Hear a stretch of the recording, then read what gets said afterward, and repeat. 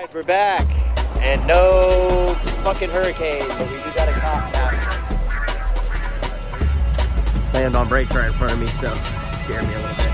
So guys, there's Lake Elsinore, guys. Beautiful, beautiful place.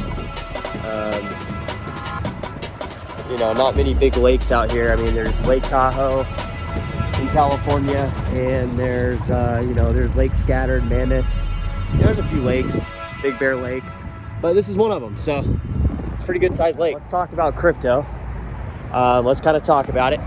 So we're hearing about Coinbase taking a stake in Circle, which, you know, these are no surprises, guys. We're moving towards stablecoin and major publicly traded companies now creating stablecoin cryptocurrencies like USD coin. And even though they're not creating it, just by the fact that they're backing it like they are, which gives it a huge amount of liquidity to kind of just cover different crypto bets. You're going to start seeing people play with your money, guys, because if Coinbase essentially holds a large portion of crypto, don't you think it's pretty ironic they're pairing up with USD coin, their Circle, and that whole peg, that whole thing? So it's not just ironic, guys. There's a purpose to that. They are pairing up where they can put liquidity bets against other exchanges with massive amounts of cryptocurrency holdings on those bets. Shit's about to get real, guys, because you know, this is exactly what I honestly wasn't expecting to see this, guys. I did not see this coming. I mean, drop it in the comments if you did. But you know, USD coin, Coinbase pairing up with Circle, equity stake. You guys can read about it on the news. I don't need to tell you what's on the news.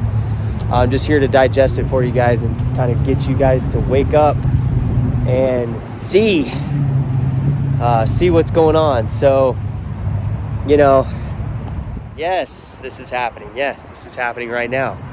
So we're seeing major corporations like Coinbase now pair up and peg up with stable coins.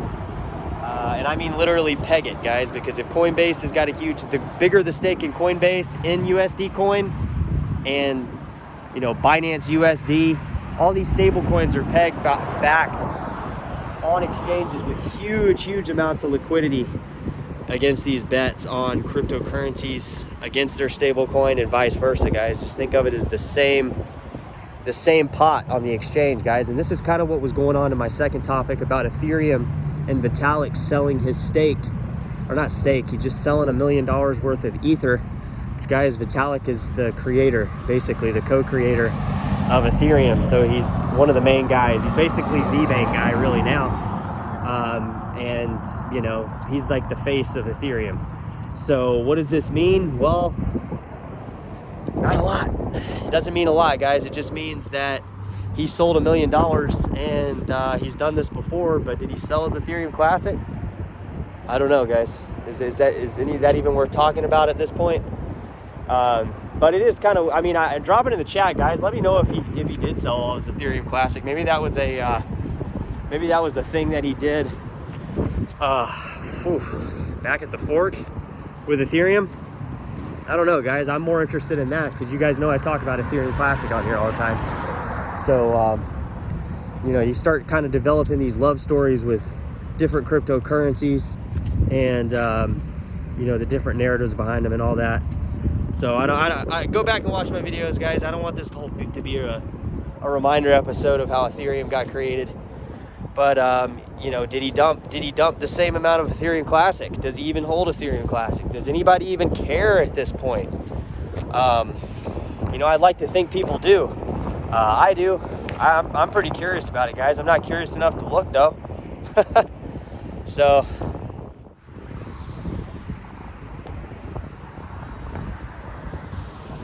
yeah, guys. We just don't know if he sold. We don't know if he sold his Ethereum Classic. I personally want to know. Maybe I'll look more into it and kind of retouch base on it tomorrow or something in the morning or in the afternoon or something like that. Because I'm kind of curious about this, guys, because, you know, it's a huge deal when he sends $1 million worth of Ethereum. But what's the ratio for Ethereum Classic to Ethereum, guys? Does he have the fork coins? Is he selling the fork coins? Does Vitalik even already sold his fork coins. I mean, nobody cares. Maybe I just don't know. Maybe I'm the only one who does care, and I shouldn't care because he probably doesn't even have those coins. But it is kind of, a question in my mind, like, is he selling these Ethereum Classic too? I mean, yeah, it's not $1 million, but it's worth something. And does anybody care about that? I mean, is $1 million really a lot? That's really nothing for him. So why is it, a bunch of noise going on about it? And we're hearing news articles on Ethereum constantly online. Guys, drop it in the chats. A lot of times I get the answers from you. So drop it in the motherfucking chat and let me know. Do you think Vitalik is dumping his Ethereum Classic too? Does Ethereum Classic, does anybody care about Ethereum Classic other than me now? Do we have any fans, guys? I see a lot of people liking the videos, watching the videos on Ethereum Classic, but I don't know if anybody's really a fan other than me, guys. Drop it in the chat. Let me know if you're a fan of Ethereum Classic and essentially Ethereum, guys, because that's the original Ethereum. So, oh man. Yeah, but guys, it's like the biggest talk of the town in crypto town about Ethereum and Vitalik selling his $1 million worth of ETH. Did anybody care if he sold $100,000 worth of ETH? A couple years ago when it was $100 or under $100, when I was on here telling everybody to buy. You're not going to find any videos of that because I deleted those videos. But, I mean, guys, I sold my Ethereum at 900. I still haven't been able to get back in. So my point is this mechanism, is this cryptocurrency stuff so sensitive that I'm not saying there's something we don't know about it, guys, but the exchanges could have so much pull and power in the price that typically if you move money to an exchange, bye-bye crypto, your crypto's mooning. I've told you guys, I've been selling Bitcoin Cash, guys. That's probably, I'm not saying it's the probably reason it's going up, but I mean, look at all these innovation things we've had on Bitcoin Cash and other cryptocurrencies, and the price does not move at all. It's like no effect, no build up, no nothing. So, it's a little ironic, right? When I start selling, literally, first time I started selling in like 2 years, price starts going up, bye-bye price. You send it to an exchange, they fill your order, they say, fuck you, you're not gonna be able to buy it at this price anymore, nobody else is buying it. So we're gonna auto buy it with our bot and our, our high-tech trading software. We're gonna buy it with our own money and just bump up the price, and you can buy it for a higher price. So it's always been a conspiracy theory, man, guys. I mean, it's not something I want you guys to read into. I'm not saying that, like I've said before, like crypto could be doing something in the back end, but it could also be the exchanges too. They have so much crypto and they see so much that we don't see. I mean, technically we could see it. We're just not able to analyze and data process all the data that's there. So we're only left with the bit we can see, guys. That's all I'm saying. And if this computer software, which cryptocurrency is, does it run in a way when the exchanges start messing with it, where the price is super sensitive and they can just kind of see every cash out position from function A to function B, or 1, 2, 3 up, and so on, guys? Because this could literally just be this giant loop cycle, and it's just the most sound money in the world, guys. Because if it's super sensitive like that, where it has all these individual price movements within it, it could literally be like, in a grand scheme of things, as long as it's not like a scam coin and the founders are just dumping, because that's kind of going away from what the main part of crypto is doing, aka BTC and ETH. So what does that mean? Well, what it means to me, and this is just an opinion, guys and girls, I have no facts to base this on other than my own account, is that it could be, yes, that's a sensitive of a currency that, yes, it does move with every single transaction, and technically, from a technical sense, it does that anyways, because that's what it would be doing anyways. It's definitely that the price is definitely going to move based on everything going on. So I'm just saying it could be a very, very sensitive and different thing that, you know, we're not really able to comprehend because it's happening so fast on the back end, aka the exchanges. Nobody can really tell it's happening other than the exchanges. That's all I'm saying, guys. So yes, do you affect the price when you sell? Yes, I told you guys, I've been having to sell Bitcoin Cash, and every time I sell, price goes up 30%. So 100%, 150%, 200%. And, you know, the whole time I didn't sell, you know, that could be ironic, but it literally happens every fucking time.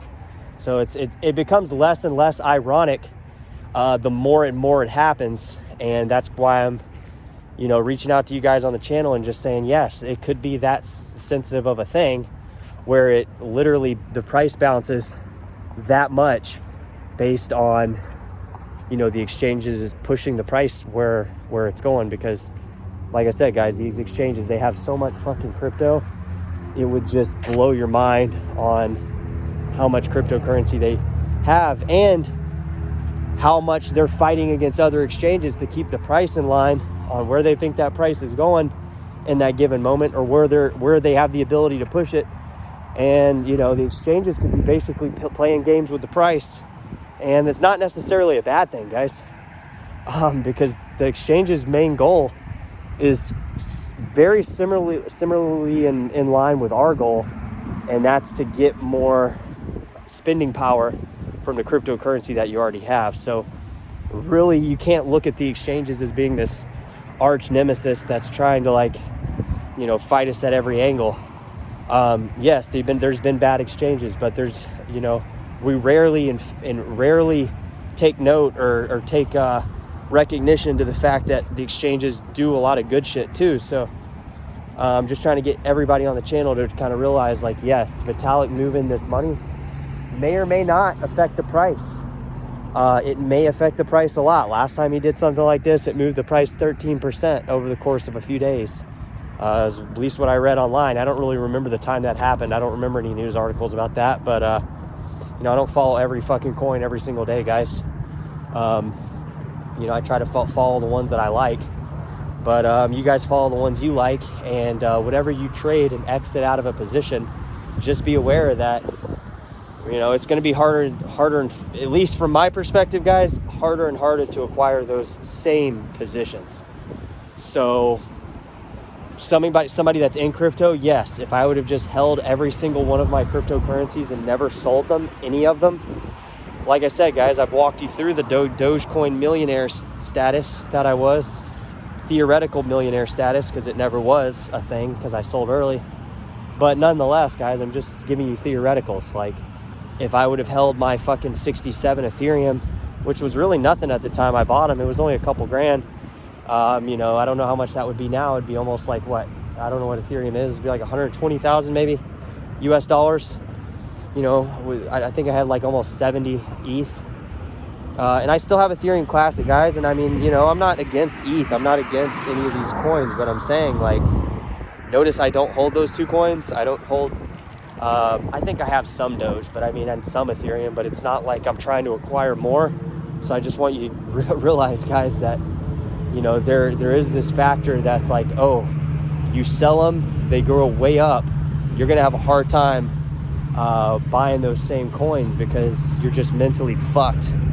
And yes, they could keep going up in value. I mean, that's like saying, oh, well, I didn't want to buy Bitcoin at $10 because I saw it at $1. I'm not saying that. I'm not saying I'll never buy ETH again or never buy Doge again.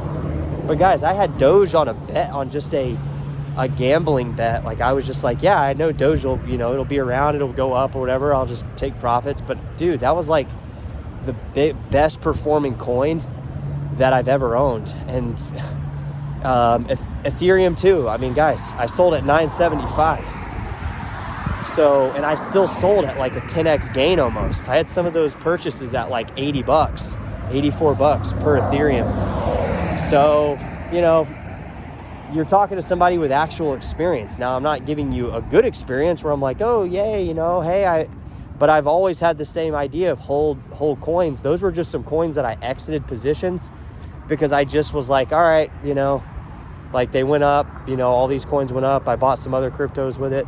That's what I'm saying. You get lost in what you're doing and you're confused about what you're doing, and you're buying and selling, and you think you're trading and doing a good job, but you're really just being fucking retarded, because the computers on the exchanges, they're running their program in the background, and they know where all the final destination on those dollars are, or whatever, or Bitcoin or Ethereum or whatever they're trying to acquire. It's probably BTC. I'm not sure exactly what they're doing, because we see a lot of stuff from the exchanges that's kind of weird, like delistings from exchanges, but then we see price pumps on, you know, BSV on some exchanges, you know, that aren't getting a lot of you know, orders, but people are paying like super high dollar for the, you know, the coins. It just doesn't make much sense. So there's just all these different angles you can look at it, and I don't really think any of them are necessarily wrong or right.